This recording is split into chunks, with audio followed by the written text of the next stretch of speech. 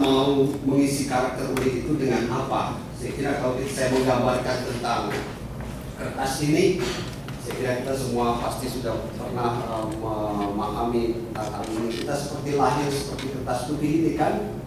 Problem kita adalah karakter dasar ini mau kita apakan sekarang. Kalau karakter dasar ini kita isi sepanjang hidup kita dengan love, dengan cinta kasih, dengan kebaikan dan seterusnya, saya kira kita akan mengisi karakter kehidupan kita dengan hal itu.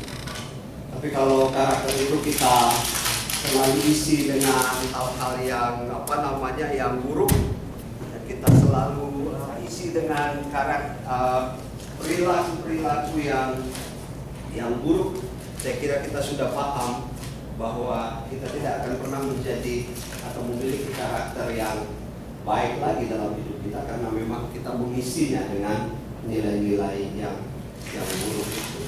Itu pilihan kita. Saya mau mengatakan kita berada pada dua pilihan. Saudara mau mengisi dengan kebaikan, atau saudara atau saya mengisinya dengan kejahatan. Dan hal ini penting kita pahami adalah bahwa kebaikan dan kejahatan itu adalah dua sisi yang selalu muncul dalam kehidupan kita. Kebaikan dan kejahatan itu adalah dua sisi yang selalu muncul dalam kehidupan kita. Orang Bali bilang rua bineda. Jadi kalau saudara pergi ke Bali, ada kain polen itu hitam putih, itu rua bineda. Rua bineda, dua yang berbeda tetapi satu, yang putih dan yang hitam. Itu tidak akan pernah bisa hilang. Dia selalu ada dalam kehidupan kita. Jadi kalau saudara masuk, ada rua bineda, itu adalah dua hal yang berbeda tetapi satu. Orang Cina bilang yin yang. Saudara lihat simbol yin yang, itu adalah dua hal yang berbeda tetapi yang satu. Saudara dikasih dalam Tuhan, kebaikan dan kejahatan bisa bertumbuh bersama dan mempengaruhi kehidupan. Dan saya mau mengatakan saat ini dengan tegas kepada kita semua di sini, bahwa semakin kita dekat dengan Tuhan, maka karakter kebaikan itu semakin besar mempengaruhi kehidupan kita. Tapi sebaliknya, semakin kita jauh dari Tuhan, maka karakter kejahatan akan semakin mempengaruhi kehidupan kita. Saya kira ini hal yang penting bagi kita hari ini. Bapak Ibu, saudara-saudara yang dikasih dalam Tuhan, mengapa demikian? Karena firman Tuhan sudah katakan, karena Tuhan menaburkan benih-benih kebaikan, sedangkan iblis menaburkan benih-benih kejahatan. Jadi semakin kita dekat dengan Tuhan, maka benih kebaikan itu muncul. Tetapi semakin kita jauh dari Tuhan, benih-benih kejahatan itu akan semakin menonjol. Karena dia tumbuh bersama. Dalam bacaan kita dikatakan, ada hamba-hambanya katakan, kalau gitu kita potong aja lalang yang ada itu. Tuhan katakan tidak usah. Karena apa? Karena dia akan bertumbuh bersama. Nanti di akhir panen kita akan potong dan kita akan pisahkan. Lalang dibakar dan gandum menjadi sesuatu yang baik. Lihat saudara, dia bertumbuh. Semakin kita dekat dengan Tuhan, maka pertumbuhan iman itu menjadi lebih baik. Dan semakin jauh, maka pertumbuhan atau kejahatan itu menjadi semakin besar. Saudara-saudara yang dikasih dalam Tuhan, saya kira saudara yang sangat tahu, atau kita di sini sangat tahu bagaimana kondisi kita di Amerika ini. Saya kira ini aplikasi yang sangat penting bagi kita. Pilihan kehidupan baik dan jahat itu menjadi sebuah pilihan yang sangat jelas. Bukan hanya di Amerika, tapi sekarang di mana-mana tempat pilihan itu menjadi sangat jelas. Bukan lagi ditutup-tutupi. Kejahatan tidak lagi tersembunyi, tetapi kejahatan menjadi sangat nampak, sangat terlihat dengan jelas. Dan itu ada di tengah-tengah kita, ada di sekitar kita. Nah saudara-saudara, pilihan itu selanjutnya akan mempengaruhi karakter kehidupan saudara dan saya. Karakter dasar yang unik itu akan tercemar kalau kita memilih benih yang jahat dan bertumbuh lebih besar dalam kehidupan kita saat ini. Tetapi jika karakter dasar yang unik itu dilingkupi dengan benih-benih yang baik, maka karakter kebaikan itu akan lebih besar bertumbuh setiap saat dalam hidup kita. Meskipun kedua benih ini akan bertumbuh bersama dalam kehidupan, tetapi benih yang baik akan tetap baik, dan yang jahat tidak akan bisa mempengaruhi atau mematikan yang baik. Saudara, ini dasar bagi kita saat ini untuk memahami. Semakin kita kuat di dalam iman, semakin kita dekat dengan Tuhan, maka karakter kebaikan itu akan semakin besar. Maka pengaruh-pengaruh itu akan juga bisa ditolak. Siapa yang bisa melihat anak saudara pergi dari rumah, anak kita pergi dari rumah, dan kemudian apa yang dia lakukan di luar? Tidak ada yang bisa. Yang bisa mencegah dia dari hal-hal yang jahat itu hanya imannya kepada Tuhan. Saya selalu kemarin kami jalan pergi dengan Ibu Cherry. Ibu Cherry selamat datang dulu pada yang disampaikan. Selamat datang. Di lingkungannya Ibu Cherry sekarang lagi ramai soal gay dan lesbian. Saya kira diskusinya menjadi sangat sangat banyak hari akhir-akhir ini di TV. Kontroversi yang kontra dan yang pro menjadi sangat besar. Ya, saya kira kita tidak akan bicarakan itu di sini, tapi paling tidak pilihan kita menjadi sangat jelas untuk itu dan begitu dekatnya. Dan anak-anak kita tidak bisa pernah kontrol apa yang mereka bisa lakukan setelah mereka keluar dari rumah. Hanya dekat dengan Tuhan itu artinya kita memulai dalam rumah untuk mengisi anak-anak dengan iman dan doa. Karena saya kira ini menjadi penting. Saya melihat tantangan kita begitu besar di sini. Tantangan kita bukan hanya persoalan kalau di Bali itu bicara soal kuasa-kuasa, tapi tantangan di sini bicara tentang bagaimana kita menjadikan gereja ini menjadi generasi jemaat-jemaat yang generasi kedua ini menjadi generasi yang betul-betul memiliki iman yang kokoh, sama seperti kita akhir-akhir ini, saat ini juga, supaya bisa meneruskan perjalanan gereja.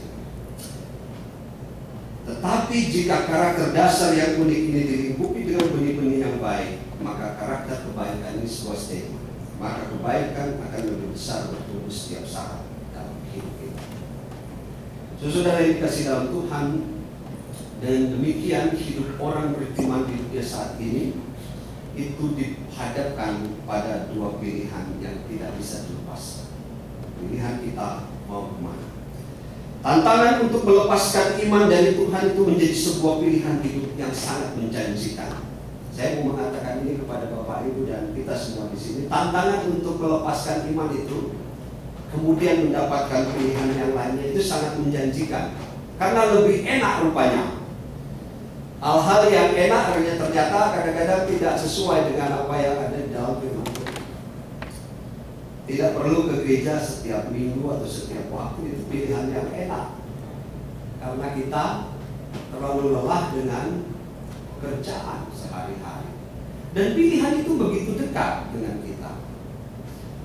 Tidak perlu memberikan kolektor, pledge, tidak perlu repot dengan segala urusan PA. Ibu Joyce tidak perlu itu buat-buat apa lagi namanya, capek. Jadi jangan kira itu mudah membuat itu. Pilihan itu tidak mudah bagi education, tidak mudah bagi worship untuk membuat liturgi dan sebagainya, tidak mudah bagi musik untuk membuat segala sesuatu. Itu pilihan yang kalau ditinggalkan nampaknya itu menjadi pilihan yang enak bagi kita. Santai, weekend kita bisa santai-santai.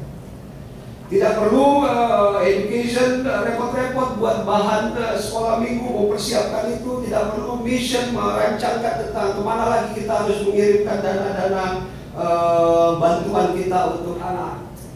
Tidak perlu. Pilihan itu enak sekali kalau kita tidak melakukannya.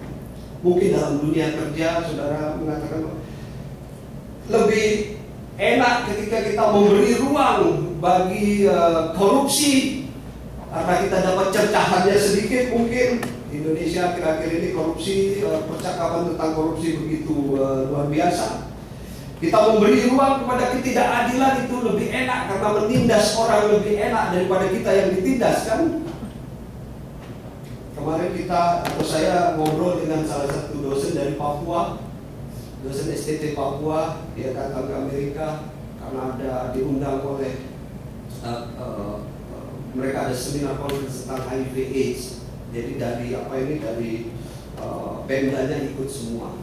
Bagaimana mereka menceritakan ketidakadilan yang terjadi di sana di Papua.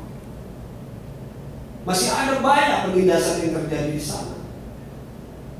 Nampaknya ketidakadilan lebih enak karena menindas orang lebih mudah daripada kita yang ditindas. Ada banyak hal yang kita bisa lakukan untuk kita membebaskan dari kehidupan kita sebagai orang beriman. Kita memberi ruang bagi kecemaran seksual dalam rumah tangga. Kita memberi ruang bagi kejahatan kemanusiaan dan sebagainya. Saudara, ini benih-benih yang menjadi pilihan-pilihan yang kadang-kadang membuat kita berpikir kita harus melakukan itu karena terlalu repot dengan urusan-urusan hidup beriman. Saudara yang dikasihi dalam Tuhan, tetapi ingatlah bahwa semakin kita ada dalam pilihan yang demikian, maka kita sedang bertumbuh bersama benih yang ditabur oleh iblis dalam kehidupan kita. Kita semakin memberikan dia kesuburan setiap saat dan akhirnya mempengaruhi karakter unik yang kita miliki, karakter dasar yang Tuhan beri yang baik itu.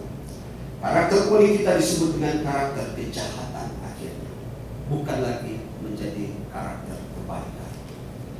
Saudara, pertanyaan pada anak-anak tadi, mau jadi benih yang baik atau menjadi benih yang jahat, mau jadi gandum atau lalang, itu kelihatannya pertanyaan anak-anak. Kita semua sudah tahu jawabannya. Tapi ini menjadi tugas besar bagi kita hari ini sebagai gereja. Pilihan itu begitu dekatnya bagi kita. Saudara-saudara, terima kasih untuk waktu, khususnya dari session yang memberikan kami kesempatan untuk mengikuti conference di Florida kemarin. Serasa pulang di Bali karena pantai banyak dan suasana juga seperti di Kuta dan Denpasar. Tapi bukan itu problemnya. Dalam diskusi 3 hari itu ada banyak hal yang mengejutkan dalam perkembangan gereja baik di PCUSA maupun di gereja-gereja yang lain. Ada banyak letupan-letupan dan membuat kita menjadi terkaget-kaget bahwa benih-benih yang jelek itu bisa bertumbuh bersama-sama dalam kehidupan bergereja. Dan sharing-sharing ini menjadi sesuatu yang mengejutkan. Ketika bagaimana teman-teman dari Afrika, teman-teman dari Korea, teman-teman dari mengalami pergumulan-pergumulan yang sama, bahwa ada benih-benih yang mengancam kehidupan gereja saat ini. Saya berpikir dengan pendeta, ketika kami mengambil track-track yang ada itu, kami pikir, wah, ini dia. Saya kira apa yang mereka alami juga itu sedikit banyak kita juga alami. Dan kami menyimpulkan ada 10 hal benih yang hari ini kita harus tumbuh kembangkan dan pelihara dengan baik. Ibu Rina minta tolong, ada 10 benih, ini oleh-oleh dari, saya sudah kirimkan ini ke session. Ada 10 benih yang harus kita pelihara dengan baik, karena di sekitar 10 benih ini ada begitu banyak hal yang ingin mencabut salah satu atau bahkan semua benih yang ada. Saudara, benih yang pertama adalah growing spiritually. Bagaimana gereja hari ini harus bicara tentang pertumbuhan spiritualitas.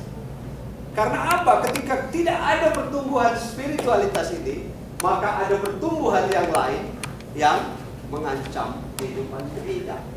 Growing spirituality.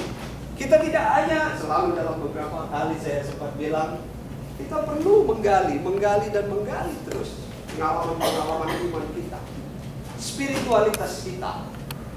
Saya tidak menjadi satu-satunya untuk memberikan semacam guru spiritual bagi saudara, tapi Bapak Ibu menjadi pribadi-pribadi yang saling menumbuhkan, sehingga tidak ada benih yang buruk itu tiba-tiba ditaburkan ketika kita sedang tidur, karena masing-masing kita bertumbuh di dalam spiritualitas. Meaningful worship. Ibadah tidak hanya menjadi ibadah yang kering, yang biasa saja. Dalam ibadah kemarin, dalam ibadah pembukaan ya dan penutupan, kami sangat terkagum-kagum dengan perkembangan dengan ibadah-ibadah yang ada. Karena begitu hidupnya, begitu begitu ekspresifnya ibadah itu.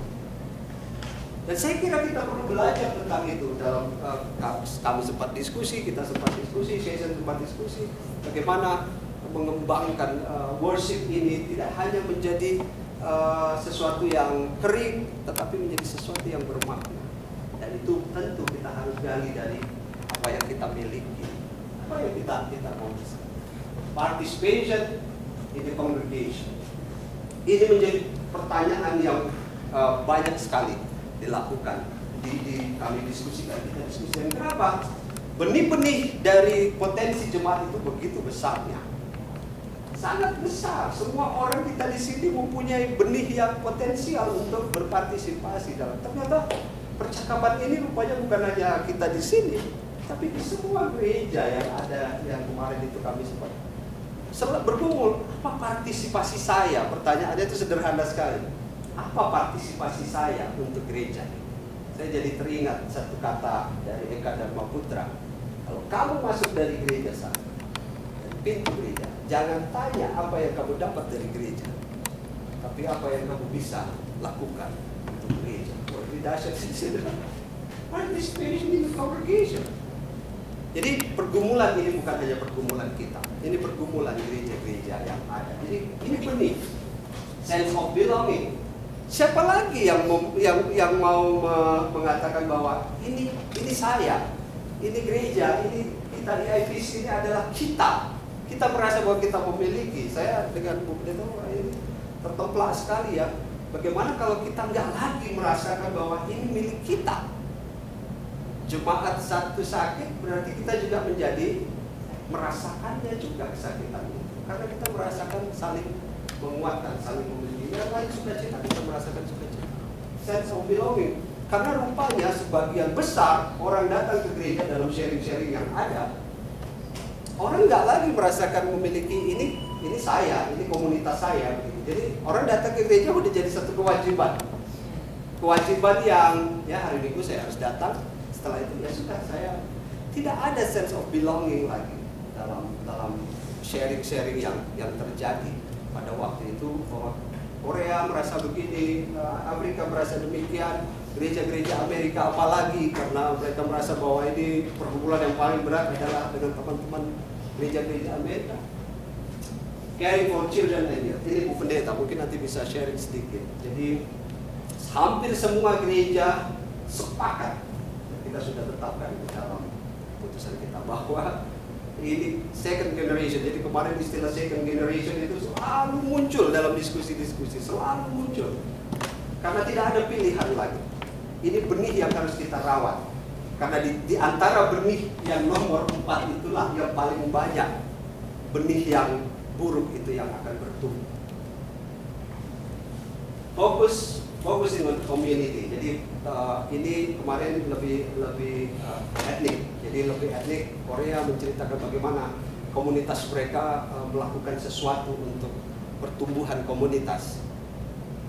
Saya juga dengan teman-teman yang lain, dengan pendeta juga sharing bagaimana kita berusaha untuk terus bagaimana dengan community ini bisa terus bertumbuh dengan baik. Tapi itu penting rupanya karena identitas, bicara tentang sharing faith. Jadi kemarin ini rupanya sangat menarik karena hari pertama itu kelompok-kelompok Afrika, Asia rupanya agak sedikit terabaikan karena rupanya sharing ini lebih banyak didominasi oleh teman-teman dari Amerika. Tapi dalam percakapan kita akhirnya harus diakui bahwa sharing faith ini dari teman-teman Asia dan Afrika itu juga ternyata memperkaya perkembangan gereja itu sendiri. Mungkin tidak usah belajar dengan Korea lah, tetapi dengan Afrika, dengan Asia, Indonesia, Taiwan kemarin salah satu ibu buat sharing bagaimana perkembangan gereja Taiwan juga. Itu antar gereja. Tapi saya juga mau mengatakan ini sebagai satu benih yang bertumbuh. Kalau sharing faith itu juga kita bisa lakukan di antara kita sebagai jemaat. Dan ini sangat penting bagi kita, sharing faith. Coming new people, jadi rupanya ini banyak terjadi. Orang tidak peduli lagi, orang datang, kemudian orang nggak lagi bicara tentang hospitality dalam pelayanan. Gereja menjadi kaku karena nggak ada lagi hospitality. Jadi khususnya coming new people ini. Empowering leadership saya kira salah satunya yang sudah kita lakukan, bagaimana ini mengirim anak-anak, kemudian pelayan-pelayan Tuhan juga untuk ikut dalam kegiatan-kegiatan. Dan gereja harus melihat masa depan. Dan ini percakapan terakhir ini yang saya kira sangat dominan, sangat kuat, karena terkait tadi dengan second generation. Bagaimana gereja, benih yang ditabur in looking to the future ini, supaya bisa menjadikan gereja ini menjadi gereja yang hidup. Dan yang menarik adalah satu kata yang dalam diskusi-diskusi itu muncul adalah living congregation. Dan itu saya menjadi sangat sangat tersentuh juga, karena istilah itu yang sebenarnya sudah menjadi tema dari gereja kita, menjadi gereja yang hidup. Dan kata ini terus muncul untuk menjadi payung bagi ke-10 hal ini sebagai benih yang harus ditumbuhkan. Dan payung besarnya itu adalah menjadi gereja yang hidup. Saya sebagai peserta di situ merasa kita tidak keluar dari rel, karena kita juga dengan tema menjadi gereja yang hidup yang sudah kita tetapkan itu, kita sudah menjadikan, menanam atau menjaga, merawat benih itu menjadi tumbuh dengan baik. Nah, saudara, ini oleh-oleh yang harus kita jaga bagi kita hari ini. Dia menjadi benih yang harus bertumbuh terus. Saya tahu dari 10 hal ini ada benih-benih yang lain. Tapi kalau saya katakan tadi dalam statement itu, semakin kita dekat dengan Tuhan, maka pertumbuhan benih yang baik itu menjadi lebih baik. Tapi kalau kita jauh dari Tuhan, maka pertumbuhan benih yang buruk itu menjadi lebih besar. Ini sebuah pilihan, tapi kita sudah tahu mana yang harus kita pilih. Sambil kita merawat dan memelihara ke-10 benih ini dalam kehidupan jemaat. Tuhan Yesus memberkati kita.